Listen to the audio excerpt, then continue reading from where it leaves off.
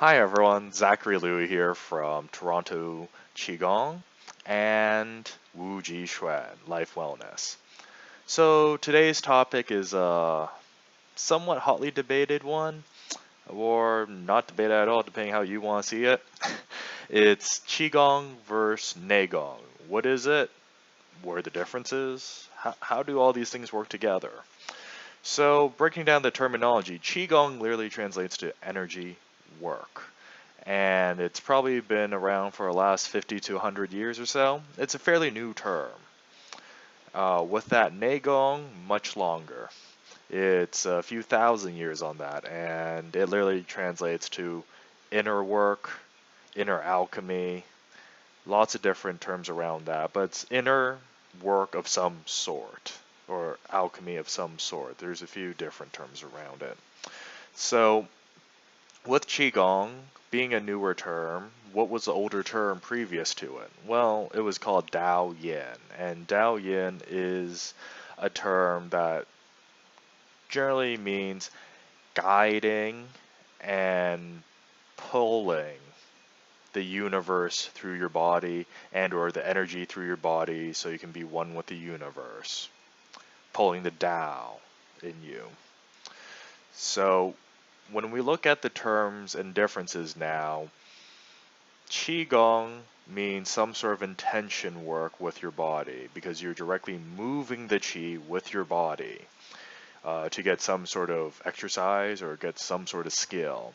Neigong is more of a philosophical term, and that's much more of a broader category. There may be some exercises to it, there may not be some exercises to it. It's more of a philosophical stance on, well, I can meditate and I can work on myself. Meditation can come in many forms. And Dao Yin, if we're going from its older terminology, really is about this moving and physical movement because you are directly moving and pulling and pushing the energy through your body at that point.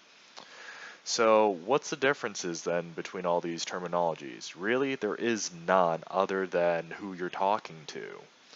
You see, with the Neigong, that particular term really comes from Taoist circles.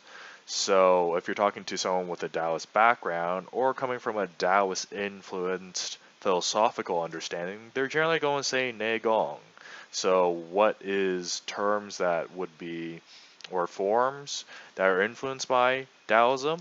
Tai Chi, a trigram palm, or Bagua Zhang, and Shen Yi Chuan. These are the more common ones just because they are martial arts, but there is a lot of Neigong in them. There's also, the bone breathing and things like this. These would be considered more Neigong type sets.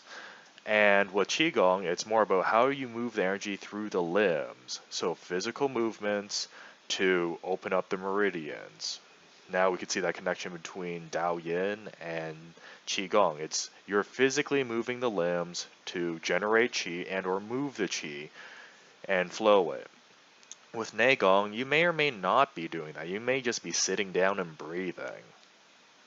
And with that, the focus will be on the lower Dantian, middle Dantian, the upper Dantian, or the three treasures, being the Jing, being your physical material matter, Qi, which is more the emotions, closer to a mist, but more of this, it's you could feel it, but you can't feel it at the same time, or the Shen, consciousness, and or spirit within yourself.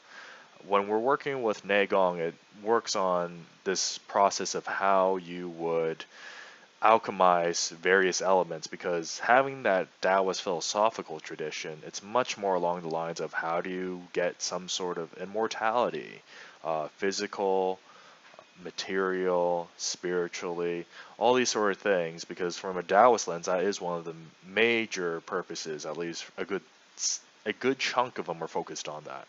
The other one would be becoming one with the Tao, being in harmony and in flow with your environment.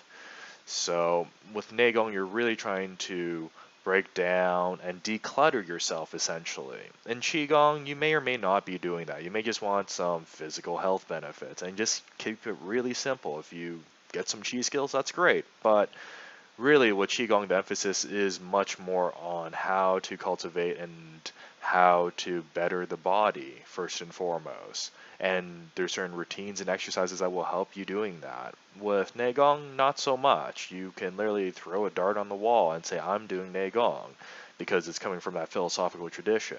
So with that, that is the differences on that. However, I will say that the similarities between Neigong, Qigong, and Dao Yin is they all incorporate visualization, they all incorporate breath work, and they all incorporate some sort of physical body posture. Neigong generally is more of a still form, so this is your standing posts or Zhenzhuangs. Uh, it's also about the sitting or lying down postures, but you're really heavily working on that breath. You're really heavily working on that visualization. With Qigong, you're going to generally start with the physical postures first and then progress up to breath, then to visualization. The other thing I forgot to mention would probably be along the lines of, well, with Neigong, would I consider it a more advanced form of Qigong? I would say yes and no depending who I'm talking to. If I'm coming from a Taoist perspective, they would usually say, well, you do your Dao Yins and then or Qigongs, and then you get to the really good stuff, which is the Neigongs. So there is a level demarcation per se. When you start speaking about Neigong, they've already assumed a few things. One, you've done Qigong a long time, or you've done Dao Yin a long time. You're fairly sensitive. Next is, they assume you have visualization skills, and you can work the breath work fairly well. Now, the caveat to all this is, I said that specifically if I'm talking to a Taoist. You talk to a Buddhist or you talk to a Confucian person around their Qigongs, they would just say, well, Neigong, Qigong, one's internal, one's external. Is there really a difference between the two? Philosophically, they'd probably lump them all together, and you generally find that's what happens in Buddhist traditions. They would say, well, just do your Qigong. It's a Neigong anyways. Or if you talk to a Confucian tradition, it's very much along the lines of, well, your thoughts, your emotions. This is the type of Neigong and cultivation practice. So me doing a physical movement with it, it's just the expression of that. Taoist traditions generally would say, yes, we understand that the internal and external world aren't separated, the macrocosm, microcosm connections. However, how far you go in your attainment levels is generally their difference on the terminology with Neigong and Qigong in a Taoist circle. Confucian and Buddhist, not so much. With that, if you're interested in more information, subscribe to the channel below, leave a comment, and definitely check us out at torontoqigong.com and wujixuan.ca. Till I see you next time, take it easy.